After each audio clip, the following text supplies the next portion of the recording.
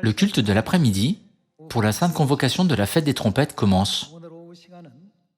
Cet après-midi, prenons le temps d'étudier ensemble la volonté de Dieu par la Bible, avec le sermon intitulé « Mère et l'alliance établie par le sang ».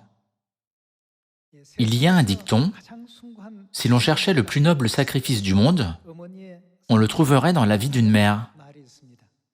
Tout au long de l'histoire de l'humanité, les histoires des nobles sacrifices, cachés dans la vie des mères, ont été verbalement transmises par de nombreuses personnes à travers les pays et les frontières.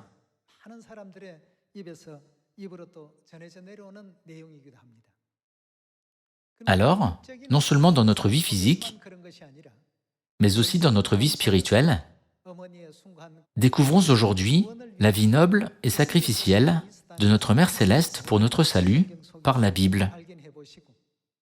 Afin de nous sauver, nous qui avons péché dans le ciel et qui avons été chassés sur la terre, Mère a porté la chair avec nous. Elle a laissé la gloire et le trône du ciel et est avec nous, ici sur cette terre, en cherchant ardemment les enfants de Sion. Nous, les enfants, ne devons jamais oublier le cœur anxieux de Mère. Les fêtes d'automne comprennent la fête des trompettes et le jour des expiations, qui sont la fête de la repentance, ainsi que la fête des tabernacles, qui est la fête pour moissonner et prêcher la repentance et la parole de Dieu. Dans l'Ancien Testament, afin de révéler le sacrifice de Mère caché dans la Bible, Dieu a particulièrement fait une distinction entre les animaux mâles et les animaux femelles pour ce qui est d'offrir des sacrifices d'expiation à Dieu.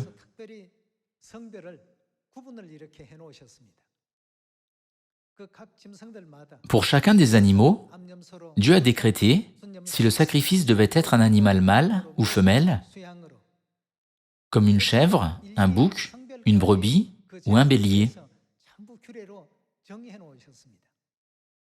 Tous les sacrifices offerts à Dieu dans l'Ancien Testament, tels que les béliers, les boucs, les brebis, les chèvres, les taureaux et les vaches, qui ont été sacrifiés pour le sacrifice d'expiation, ont tous été donnés à l'humanité pour représenter le Christ dans le Nouveau Testament. Compte tenu de cela, il semble naturel que seuls les animaux mâles soient sacrifiés. Cependant, il est écrit dans l'Ancien Testament qu'il n'y a pas seulement des animaux mâles, mais aussi des animaux femelles qui ont été sacrifiés pour le sacrifice d'expiation. Cela nous est montré comme une ombre. Alors, quelle est la volonté de Dieu là-dedans et qu'est-ce qu'il veut que nous sachions au temps du Nouveau Testament? La volonté de Dieu est de nous faire connaître le sacrifice de Dieu le Père et de Dieu la Mère qui sont venus sur cette terre en tant que sauveurs pour notre salut. Comme nous l'avons déjà étudié par la Bible, Dieu nous a fait connaître leur sacrifice par les sacrifices de la loi de Moïse dans l'Ancien Testament. Ainsi, une alliance ne peut pas être établie sans qu'aucun sacrifice ne soit fait. Sans nous en rendre compte, si nous observons le jour du sabbat, prions aux heures de prière et participons aux fêtes en pensant, Dieu a simplement établi la fête pour que nous nous souvenions de l'œuvre au temps de Moïse. Et si nous comprenons seulement dans cette mesure, nous ne pouvons pas pleinement comprendre le saint sacrifice de Père et le saint chemin de Mère, eux qui sont venus sur cette terre pour nous sauver, nous qui avons péché dans le ciel et avons été chassés sur cette terre. De plus, nous ne pouvons pas comprendre l'amour qui est dans l'alliance, mais nous ne la comprenons que comme une formalité et une règle. Le sacrifice de Père et Mère est dans tous les cultes que nous observons. C'est pourquoi Dieu a dit « Cette nouvelle alliance est établie en mon sang. Elle n'est pas simplement établie au hasard. Elle n'a pas été achetée avec de l'argent. Dieu a dit « J'en ai payé le prix par mon sacrifice. Puisque je vous la donne gratuitement, quand vous réalisez profondément sa signification, allez dans la Samarie et jusqu'aux extrémités de la terre, et donnez-la gratuitement à tous les peuples, et soyez mes enfants, mes ministres de la Nouvelle Alliance, qui peuvent prêcher cette bonne nouvelle. C'est l'ordre approprié pour que nous réalisions la signification profonde derrière cette vérité. Puisque nous ne comprenons toujours pas l'alliance établie par le sang et le sacrifice de père et mère, Dieu ne continue-t-il pas à nous le montrer par la loi? Il nous le fait savoir en nous enseignant continuellement.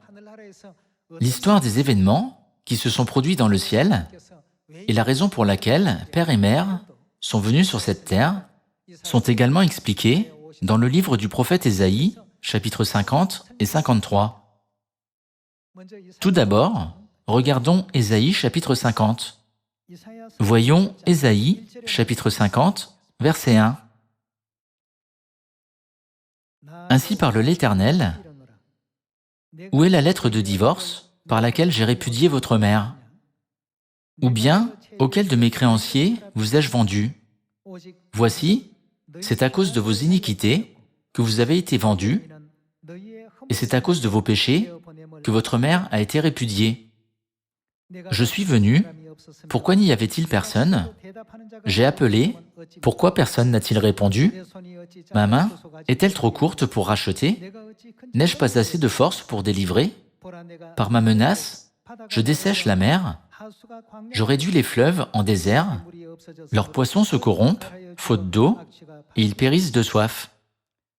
Je revêts les cieux d'obscurité, et je fais d'un sac leur couverture. Examinons de plus près les paroles écrites dans le chapitre 50, verset 1.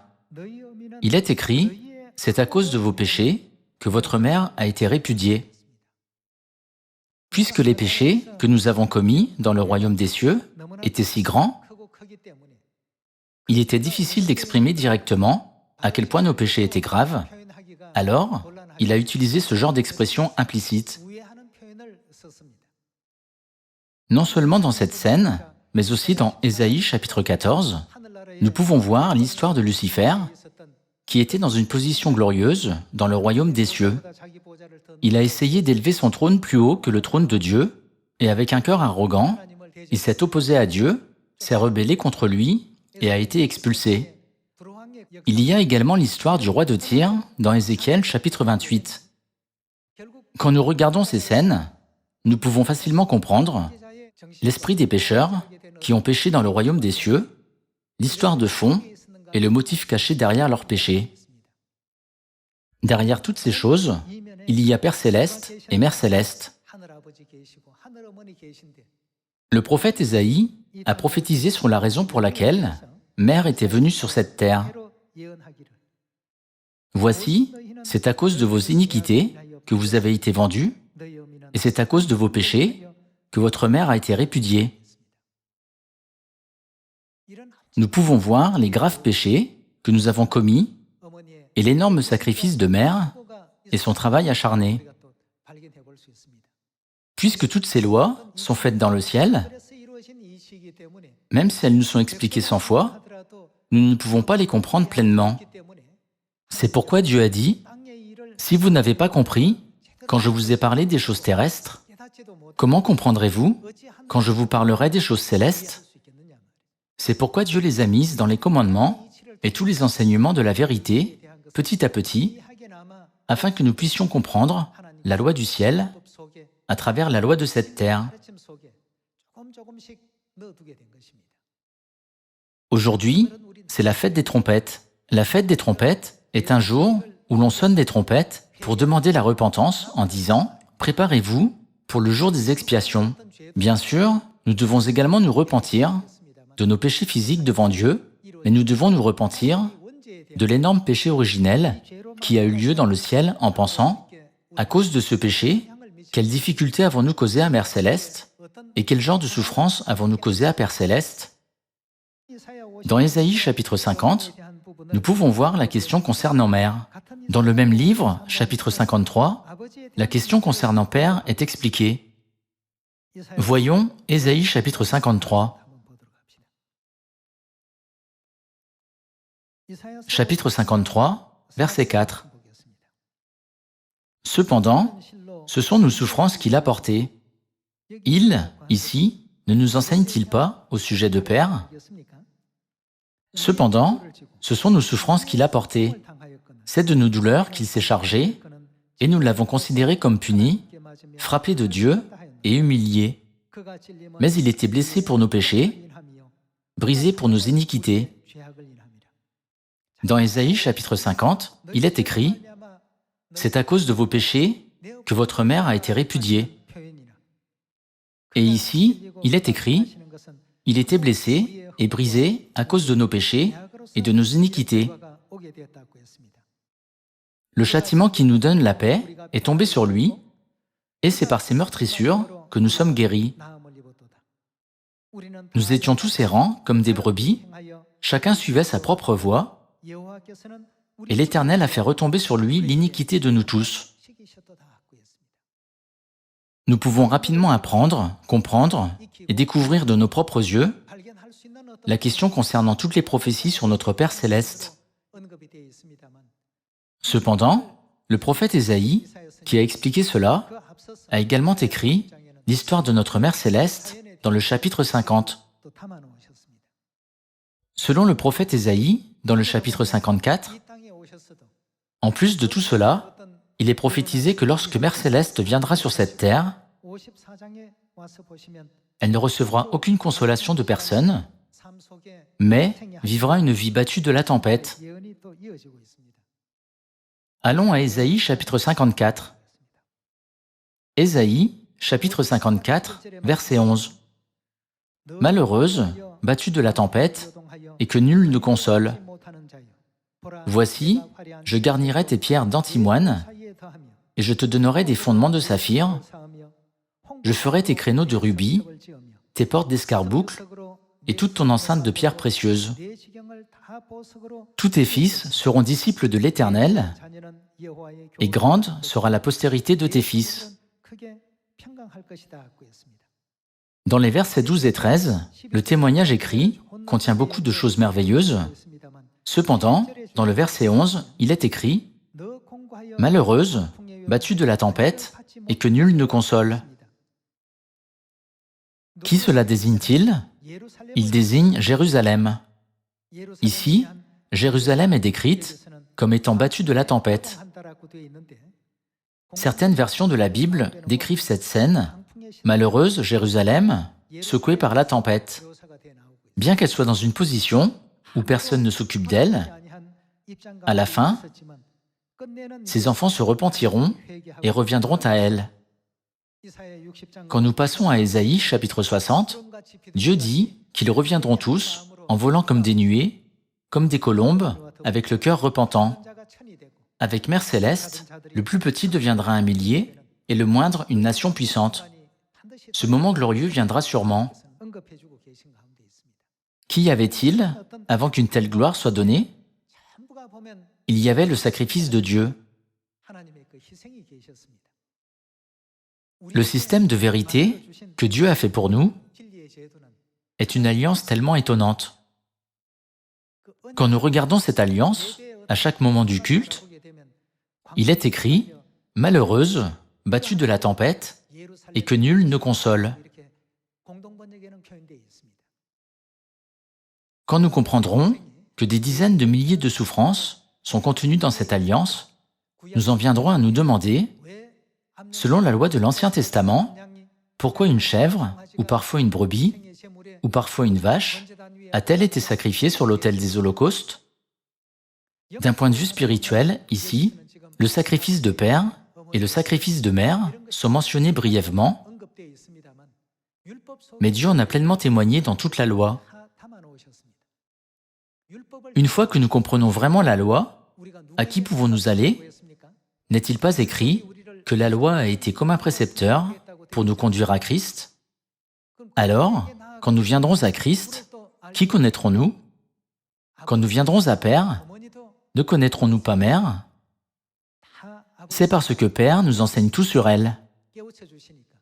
En d'autres termes, comme il n'est possible d'entrer dans le lieu très saint qu'en passant par le lieu saint qui le précède, ceux qui comprennent et réalisent d'abord le sacrifice de Père pourront pleinement comprendre les détails du sacrifice de mère. La nouvelle alliance que nous gardons aujourd'hui n'a pas été établie lorsque Dieu a dit simplement quelques mots, c'est la nouvelle alliance. Dieu en a payé le prix par son sacrifice après un travail acharné pendant des milliers d'années. La nouvelle alliance n'est pas simplement une phrase ou de simples mots. Quand vous achetez une maison, vous ne vous contentez pas d'apposer votre signature sur le contrat au moment où vous le signez. Derrière cette signature se trouve l'argent que vous avez économisé pendant des années, sans manger, mais en travaillant toute la nuit. Tandis que les autres portent des vêtements coûteux, conduisent de belles voitures et jouissent d'une vie luxueuse, vous avez abandonné tous ces luxes et avez vécu une vie humble par rapport aux autres. Ce faisant, n'obtenez-vous pas les qualifications nécessaires pour acheter une nouvelle maison? Par exemple, si l'on dit que la maison est une maison qui vaut 100 000 $ ou une maison qui vaut 1 million de dollars, pouvez-vous gagner cet argent sans aucun effort? Vous pouvez acheter une nouvelle maison avec l'argent que vous avez gagné après beaucoup de sueur et de sacrifices. De même, la nouvelle alliance ne peut pas être établie lorsque Dieu écrit simplement les mots « Nouvelle alliance ». Beaucoup de sacrifices ont été faits pour établir la vérité de la nouvelle alliance. À travers cette fête, souvenons-nous tous de cela, une fois de plus, afin de ne jamais trahir la nouvelle alliance et le grand amour de père et mère qui ont établi cette alliance avec leur sang. Voyons ensemble Nombre, chapitre 19, verset 9. Un homme pur recueillera la cendre de la vache et la déposera hors du camp, dans un lieu pur. On la conservera pour l'assemblée des enfants d'Israël, afin d'en faire l'eau de purification. C'est une eau expiatoire. Quel était le sacrifice utilisé ici? Il est écrit « une vache ». Nous devons examiner de près le genre de l'animal. Pourquoi Dieu a-t-il choisi une vache? Pour la Pâque, quel animal a été utilisé? Dieu a ordonné d'utiliser des agneaux mâles. Veuillez distinguer soigneusement le genre. Continuons à voir comment, en fait, tous ces sacrifices sont représentatifs de notre Père Céleste et de notre Mère Céleste. Voyons Nombre, chapitre 15, verset 27. Chapitre 15, verset 27, il est écrit « Si c'est une seule personne qui a péché involontairement, elle offrira. Qu'offrira-t-elle en sacrifice pour le péché? Elle offrira une chèvre d'1 an en sacrifice pour le péché. » Dieu a toujours désigné le genre. Certains étaient des béliers, d'autres des boucs, d'autres des brebis et d'autres des chèvres. Dieu a également établi clairement les règles pour les sacrifices. Elle offrira une chèvre d'1 an en sacrifice pour le péché. Le sacrificateur fera l'expiation pour la personne qui a péché involontairement devant l'Éternel. Quand il aura fait l'expiation pour elle, que se passera-t-il? Il lui sera pardonné. Afin d'exprimer le sacrifice de père et le sacrifice de mère, et afin de nous faire savoir à quel point leur sacrifice est grand et à quel point leur sacrifice est saint, Dieu utilise le genre comme une parabole pour témoigner de Père Céleste et de Mère Céleste.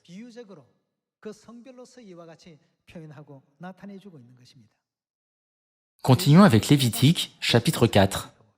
Lévitique, chapitre 4, verset 27. Si c'est quelqu'un du peuple qui a péché involontairement, en faisant contre l'un des commandements de l'Éternel, des choses qui ne doivent point se faire, et en se rendant ainsi coupable, et qu'il vienne à découvrir le péché qu'il a commis, si nous venons à découvrir le péché que nous avons commis, et que nous nous repentons sincèrement par la fête des trompettes, et que nous recevons le pardon des péchés par le jour des expiations, il offrira en sacrifice une chèvre, une femelle sans défaut, pour le péché qu'il a commis. Il posera sa main sur la tête de la victime expiatoire, qu'il égorgera dans le lieu où l'on égorge les holocaustes. Le sacrificateur prendra avec son doigt du sang de la victime, il en mettra sur les cornes de l'autel des holocaustes, et il répandra tout le sang au pied de l'autel. Le sacrificateur ôtera toute la graisse, comme on ôte la graisse du sacrifice d'action de grâce, et il la brûlera sur l'autel, et elle sera d'une agréable odeur à l'Éternel. C'est ainsi que le sacrificateur fera pour cet homme l'expiation, et il lui sera pardonné. Ici aussi, une chèvre apparaît. Verset 32. S'il offre un agneau en sacrifice d'expiation, il offrira une femelle sans défaut. Il posera sa main sur la tête de la victime, qu'il égorgera en sacrifice d'expiation, dans le lieu où l'on égorge les holocaustes. Ici, tous les sacrifices sont décrits en termes de femelles, mais dans Exode, chapitre 12, le sacrifice de la Pâque est décrit comme suit. Lisons Exode, chapitre 12. Exode, chapitre 12, verset 5. Ce sera un agneau sans défaut. Que devez-vous choisir? Qu'est-ce que Dieu nous a dit de choisir en termes de genre? Mâle, âgé d'1 an, vous pourrez prendre un agneau ou un chevreau. Il est écrit que le sacrifice de l'agneau de la Pâque devait être un mâle, et tous les sacrifices utilisés, comme sacrifice d'expiation, étaient des chèvres ou des brebis. Père et Mère ont pris sur eux les péchés que nous avons commis dans le ciel et pour lesquels nous avons été chassés sur cette terre. À travers le prophète Ésaïe, Dieu nous fait savoir et nous montre qu'il a été élevé comme sacrifice pour les fêtes et comme sacrifice d'expiation qui fait l'expiation de nos péchés dans l'Ancien Testament. Que ce soit les animaux ou les humains, la mort est douloureuse et angoissante. Par conséquent, les humains et les animaux font des efforts désespérés pour échapper à la mort et à la souffrance qui l'accompagne. Ainsi, lorsqu'un mouton ou un veau est traîné à l'abattoir, il fait tout son possible pour y échapper. Il est vraiment désespéré. Imaginez que cela se produise tous les jours. Tous les jours, lors de l'Holocauste perpétuel du matin et de l'après-midi. Fondamentalement, cela se fait tous les jours, 2 fois par jour. En plus de cela, il y a des sacrifices pour les fêtes et aussi pour le jour du sabbat. Du temps de Moïse au temps de Jésus, la nouvelle alliance a été obtenue par le sacrifice de lutter contre la mort tous les jours pendant 1500 ans. Dieu n'aurait-il pas pu établir la nouvelle alliance dès le commencement? Si, il aurait pu le faire. Cependant, Dieu nous permet de la comprendre à travers l'ancienne alliance. Il nous montre et nous enseigne la vérité de la nouvelle alliance. C'est pourquoi nous ne devons jamais négliger ni mépriser cette vérité. Le jour où nous retournerons dans le royaume éternel des cieux approche. Tous ceux qui sont dans cette nouvelle alliance, qui ont confiance en la nouvelle alliance et qui se vantent du sacrifice de Père et Mère, sont les ministres de la nouvelle alliance.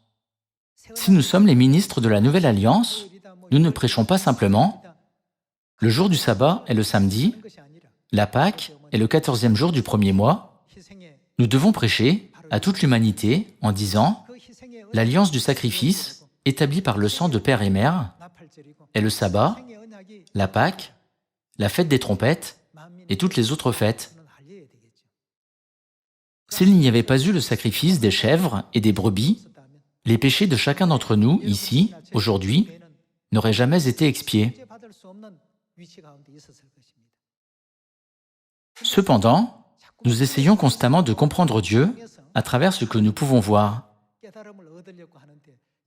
Nous ne devons pas compter sur d'autres choses, puisque Dieu a déjà tout écrit et tout expliqué. À travers cela, rappelons-nous 10 fois et 100 fois en pensant « Dieu a marché sur ce chemin de sacrifice pour moi ».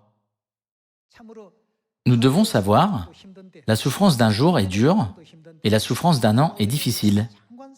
Mais la nouvelle alliance a été établie par une longue période de 1500 ans de souffrance. Nous devons garder à l'esprit que la vérité de la nouvelle alliance n'est pas faite du jour au lendemain. Afin que nous la recevions, Le sacrifice de père y a été mis et le sacrifice de mère a été payé. Sans payer de prix, personne ne pouvait acheter la nouvelle alliance. C'est ainsi que la structure spirituelle a été construite. Si vous désirez acheter une nouvelle maison, vous devez utiliser toutes vos économies afin d'avoir une certaine somme d'argent. Ensuite, vous pouvez payer l'argent nécessaire pour acheter cette nouvelle maison.